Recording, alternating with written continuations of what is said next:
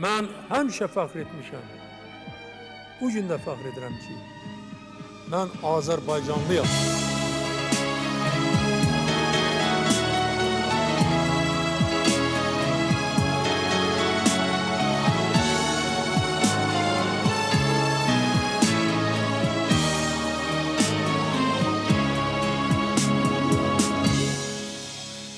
Gözlerinde açılır bu milletin seheri, senin adınla bağlı bu halkın her zaferi.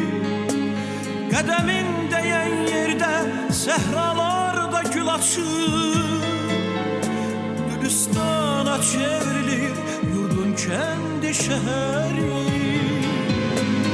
Güneş doğur elə bir harda çekilir adın, dosta fəxarət gəlir, gözü kör olur yadın.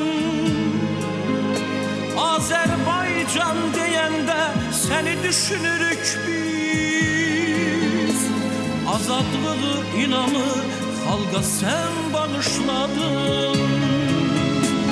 Sən elə bir zirvəsən, küləklər neyləyəcək, dünənim bugünümsən, səninlədir gələcək. Nə qədər Azərbaycan, nə qədər bu millət var, Heydər xalqım deyəcək, xalq Heydər söyləyəcək.